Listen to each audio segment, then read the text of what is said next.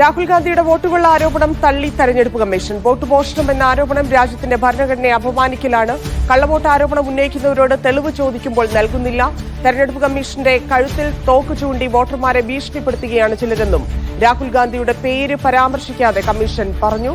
തെരഞ്ഞെടുപ്പ് ഫലത്തെക്കുറിച്ച് ആക്ഷേപമുണ്ടെങ്കിൽ 45 ദിവസത്തിനകം ഹൈക്കോടതിയെ സമീപിക്കാം. അതിനുശേഷവും തെളിവില്ലാത്ത ആരോപണം ഉന്നയിച്ചാൽ അത് നിലനിൽക്കില്ലെന്നും മുഖ്യ തെരഞ്ഞെടുപ്പ് കമ്മീഷണർ ജ്ഞാനേഷ് കുമാർ പറഞ്ഞു. चोरी जैसे गलत शब्दों का इस्तेमाल करके जनता को गुमराह करने का असफल प्रयास किया जाए तो यह भारत के संविधान का अपमान नहीं तो और क्या है। ऐसे मिथ्या आरोपों से न तो चुनाव आयोग डरता है, जब चुनाव आयोग के कंधे पर बंदूक रखकर भारत के मतदाताओं को निशाना बनाकर राजनीति की जा रही हो।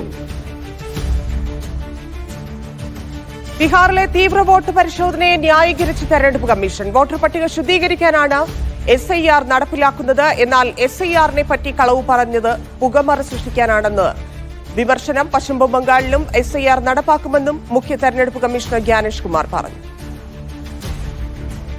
सभी स्टेक होल्डर्स बिहार के SIR को पूर्ण रूप से सफल बनाने के लिए कटिबद्ध हैं, प्रयत्न कर रहे हैं और कठिन परिश्रम कर रहे हैं. जब बिहार के 7 करोड़ से भी अधिक मतदाता चुनाव आयोग के साथ खड़े हैं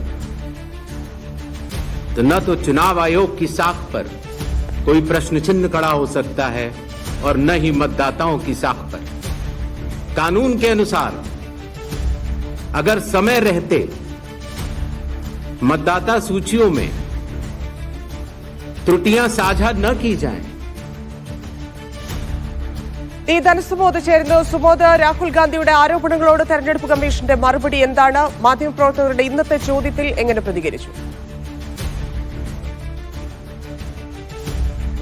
ധന്യ, രാഹുൽ ഗാന്ധി ആരോപണം ഉന്നയിച്ച് 10ാം ദിവസമാണ് ഇപ്പോൾ തെരഞ്ഞെടുപ്പ് കമ്മീഷൻ മറുപടിയുമായി എത്തിയിരിക്കുന്നത്. ആദ്യം എല്ലാവരും ഉറ്റുനോക്കിയിരുന്നത് ഈ രാഹുൽ ഗാന്ധി രേഖാപരമായിട്ടാണ് പലതും ഉന്നയിച്ചത്, ആരോപണങ്ങളെല്ലാം ഉന്നയിച്ചിരുന്നത്. അതുകൊണ്ട് തന്നെ ഇതിൽ കൃത്യമായ ഒരു അന്വേഷണം ഉണ്ടാകും എന്നുള്ള ഒരു കാര്യമായിരുന്നു. പക്ഷേ കൃത്യമായ രേഖകളൊന്നുമില്ലാതെയാണ് പ്രതിപക്ഷ നേതാക്കൾ ഇത്തരത്തിലുള്ള ആരോപണങ്ങളുമായി എത്തിയിരിക്കുന്നത്.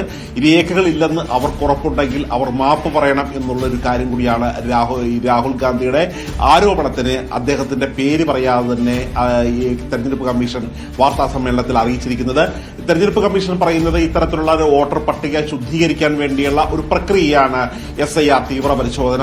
അത് ആണിപ്പോൾ ബീഹാറിൽ ആരംഭിച്ചിരിക്കുന്നത്. ഈ തീവ്ര പരിശോധന ഇത് ബംഗാളിൽ കൂടി അടുത്തത് ആരംഭിക്കും എന്നുള്ള കാര്യം കൂടിയാണ് അവർ ചൂണ്ടിക്കാട്ടുന്നത്. മാത്രമല്ല, രാഹുൽ ഗാന്ധി നേരത്തെ പല കാര്യങ്ങൾ ഉന്നയിച്ചതിൽ അദ്ദേഹം എന്തുകൊണ്ട് ഡിജിറ്റൽ പട്ടിക നൽകുന്നില്ല എന്നുള്ളൊരു കാര്യം ചോദിച്ചിരുന്നു. ഇത് 2019 ലോക്സഭ ഇത്തരത്തിലുള്ള ഒരു ആരോപണത്തിന് മറുപടിയായി അദ്ദേഹം പറഞ്ഞത് 2019 സുപ്രീം കോടതി തന്നെ ഇത് തടഞ്ഞിട്ടുണ്ട്, അതുകൊണ്ടാണ് ഇത്തരത്തിലുള്ള ഒരു മറുപടി നൽകാത്തത് എന്നുള്ളൊരു കാര്യമാണ് പറഞ്ഞത്. മാത്രമല്ല, CCTV ഉൾപ്പെടെയുള്ളവ ഇതുവരെ ചോദിച്ചിട്ട് നൽകിയില്ല എന്നുള്ളൊരു കാര്യം പറഞ്ഞിരുന്നു. അതിന് കൃത്യമായ ഒരു കമ്മീഷൻ മറുപടി പറയുന്നത് ഇത് ഇത്തരത്തിലുള്ള സ്വകാര്യതയുടെ ലംഘനമാണ് ഇത്തരത്തിലുള്ള ദൃശ്യങ്ങൾ നൽകുന്നത്. മാത്രമല്ല, പലരുടെയും ചിത്രങ്ങൾ ഉപയോഗിച്ച് അവരുടെ അനുമതി ഇല്ലാതെ തന്നെ പ്രചരിപ്പിക്കുകയായിരുന്നു, ഇത്തരത്തിലുള്ള വാർത്താ സമ്മേളനം നടത്തുകയാണ് ചെയ്തതെന്നുള്ള കാര്യം പറഞ്ഞ് രാഹുൽ ഗാന്ധിയുടെ പേര് പറഞ്ഞില്ലെങ്കിൽ പോലും അദ്ദേഹം പറഞ്ഞിരിക്കുന്ന കാര്യങ്ങളെ ഒരു ഇത്തരത്തിലുള്ള ഒരു കുറ്റപ്പെടുത്തിക്കൊണ്ട് തന്നെയാണ് വാർത്താ സമ്മേളനം നടത്തിയിരുന്നത്.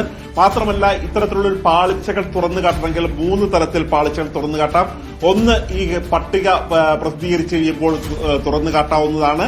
2, ഈ ബൂത്ത് തലത്തിലെ ഓഫീസർമാർ വോട്ടെടുപ്പ് നടക്കുന്ന ദിവസം അവർക്ക് കൃത്യമായി ഇത്തരത്തിൽ തെറ്റുകുറ്റങ്ങൾ ഉണ്ടെങ്കിൽ, അല്ലെങ്കിൽ വ്യാജ വോട്ടർമാർ അല്ലെങ്കിൽ ഇരട്ട വോട്ടർമാർ ഇവരെ കൃത്യമായി തുറന്നു കാട്ടാൻ കഴിയുന്നതാണ് ബൂത്ത് ലെവലിലെ ഏജന്റുമാർ. അവരെ പാർട്ടികൾ വിശ്വസിക്കുകയാണ് വേണ്ടത് എന്നുള്ള കാര്യം കൂടി പറയുന്നു. ഇതുകൂടാതെ അവസാനമായി പറയുന്നത് ഈ തെരഞ്ഞെടുപ്പ് ജയപരാജയങ്ങൾക്ക് ശേഷം ഒരു 45 ദിവസത്തെ ഇടവേളയുണ്ട്. ഈ സമയത്ത് കൃത്യമായി ഒരു പരാതി നൽകിയിരുന്നെങ്കിൽ അതിനുള്ള ഒരു മറുപടി കൂടി കൃത്യമായിട്ടുണ്ടാകും ഉണ്ടാകും. അങ്ങനെ എല്ലാ വിധത്തിലുള്ള അവസരങ്ങളും കളഞ്ഞതിന് ശേഷമാണ് ഇത്തരത്തിലുള്ള ഒരു പരാതി, അതും തെറ്റിദ്ധരിപ്പിക്കുന്ന തരത്തിൽ പരാതിയുമായി എത്തിയിരിക്കുന്നത്. മാത്രമല്ല ഇത് ഈ തെരഞ്ഞെടുപ്പ് കമ്മീഷന്റെ തോളിലാണ് ഈ തോക്ക് വെച്ചിരിക്കുന്നതെങ്കിൽ പോലും ഇതിന്റെ ലക്ഷ്യമിട്ടിരിക്കുന്നത്, ടാർഗറ്റ് ചെയ്തിരിക്കുന്നത് വോട്ടർമാരെയാണ്. അതുകൊണ്ടൊന്നും തെരഞ്ഞെടുപ്പ് കമ്മീഷൻ ഭയക്കുന്നില്ല എന്ന് ചൂണ്ടിക്കാട്ടിയാണ് വാർത്താ സമ്മേളനം അവസാനിപ്പിച്ചത്.